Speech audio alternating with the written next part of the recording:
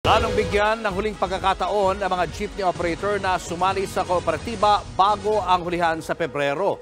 Sa ngayon, 600 jeep sa Metro Manila ang gagarahe kundi pa rin sila sasali sa kooperatiba. Nasa frontline ng balitang yan si Gerard de la Peña.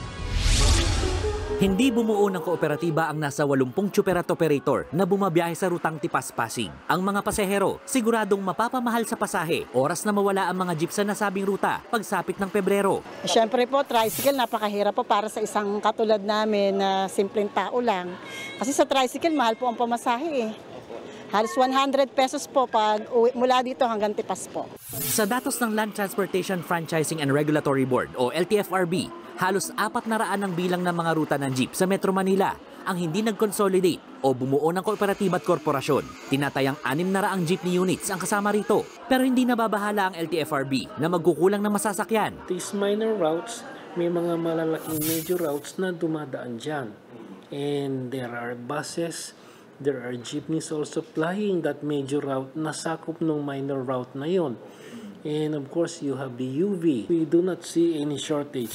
Gayunpaman, magpupulong ang mga otoridad sa susunod na linggo para paghandaan ng pagbibigay ng libreng sakay sa February 1 kung kakailanganin. Hanggang January 31 na lang papayagang bumiyahe ang mga jeep na hindi nag-consolidate. Pero balak ng LTFRB na magbigay ng huling pagkakataon sa mga operator at driver na sumali pa sa mga kooperatiba. You can join an existing cooperative.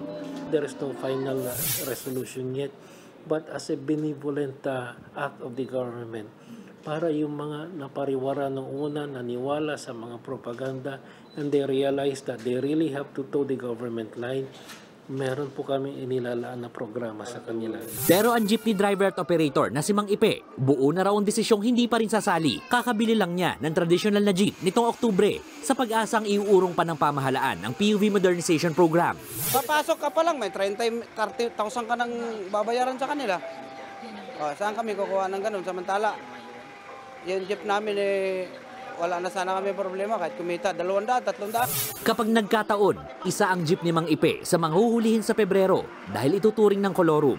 Babalang kasi na ng Land Transportation Office ang panghuhuli sa mga kolorum at walang rehistrong jeep. Nagbabalita mula sa Frontline, Gerard de la Peña, News 5. Mga kapatid, Julius Babaw po. Huwag maging huli at maging una sa lahat ng balitaan. Para sa tuloy-tuloy na talakayan sa Frontline, mag-follow at mag-subscribe sa social media pages ng News 5.